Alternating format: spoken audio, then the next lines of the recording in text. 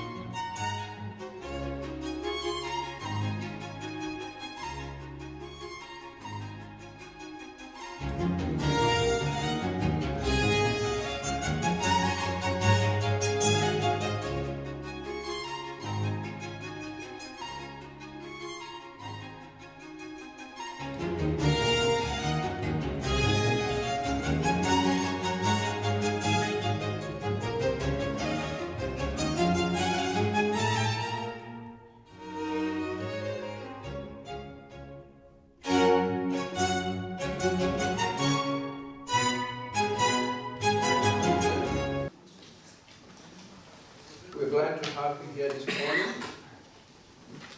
to start our 7th Diaspora Conference. And this year, we're lucky to start the conference on doing some reflections on African development. As we all know, Africa has been, has remained, and will always be in the center of discussions whenever we are talking about development. Today, we have chosen this topic because of the activities that have been going on, discussions that have been moving on within the diaspora. Some years ago, end of 2017, we had some issues of members of African migrants to Europe who are being molested and being treated in some inhuman ways along the migrant routes, particularly in Libya. So that made us to start having some discussions. Excellences, Mesdames, Messieurs les représentants des missions diplomatiques. Mesdames, Messieurs, représentants des autorités politiques, administratives de la Confédération, des cantons et des communes. Chers conférenciers, très chers distingués invités, chers représentants des associations et organisations de la diaspora africaine à travers l'Europe et les États-Unis, chers frères et sœurs, membres de la diaspora africaine en Suisse, je vous souhaite à tous, à toutes et à tous, la bienvenue à cette 7e conférence internationale de la diaspora africaine, autour du thème « Les nouvelles tendances du développement en Afrique et le rôle de la diaspora en tant qu'élément catalyseur du développement ». C'est avec un grand plaisir que j'accueille en tant que président de l'association fêtière de toutes les associations et organisations africaines en Suisse, les représentants de notre communauté et nos fidèles partenaires à ce grand rendez-vous. Permettez-moi tout d'abord de vous remercier pour votre présence aujourd'hui dans cette salle que Union Suisse a bien voulu mettre gracieusement à notre disposition. D'abord, les salutations de la ville de Neuchâtel, mais surtout ça a déjà été évoqué puisqu'au fond j'avais assisté à la conférence de lancement de la diaspora africaine ici, et puis j'étais déjà à l'époque très impressionné par ce mouvement, et je pense un peu comme tout le monde à l'époque, on se demandait combien de temps cela va durer. Est-ce que ce mouvement tiendra dans la durée, sachant, ça a été évoqué maintenant, que si bien des pays africains, à l'image d'ailleurs du monde entier, sont divisés, bien les communautés africaines, elles aussi, comme les autres communautés du monde entier, en Suisse ou ailleurs, sont elles aussi divisées. Est-ce que tout ça, est-ce que cette convergence tiendra? Eh bien, 7 ans après, j'arrive ici et cette convergence a tenu. Bon, je peux m'imaginer qu'il y a dû y avoir des tensions, des difficultés, comme dans toute entreprise humaine, mais le simple fait que nous nous retrouvions aujourd'hui, je crois que c'est quelque chose d'extraordinaire. Et puis, je tiens d'abord à vous dire merci pour le sacrifice de votre temps pour venir nous écouter. Et surtout, merci à tous ceux qui ont organisé cette rencontre. Alors, ce que je peux vous dire de façon plus résumée, on parle d'abord de la zone de libre-échange du continent africain.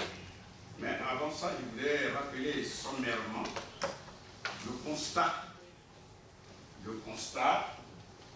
à savoir, actuellement en Afrique, il y a un chômage massif et négatif. Et même s'il y a coup, l'enfance s'en sortira.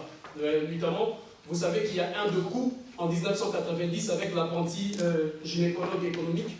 Je cite paix à son âme, le président François Mitterrand avait décidé de manière unilatérale d'évaluer la monnaie du franc CFA. S'en est suivi la dévaluation de 1994 avec son ministre. Fazendo uma breve resenha sobre o contexto em que foram utilizadas essas políticas de governação, falar da política migratória global e do plano de desenvolvimento para o quinquênio 2018-2022. O tempo que nos foi concedido é bastante. So remittances, yes, on paper and on numbers it looks nice. We're replacing remittances with foreign debt, but it also creates a lot of stress. So overall, what's going on? In terms of debt, the whole world is increasing. Take just the Western countries, the high income countries, they're definitely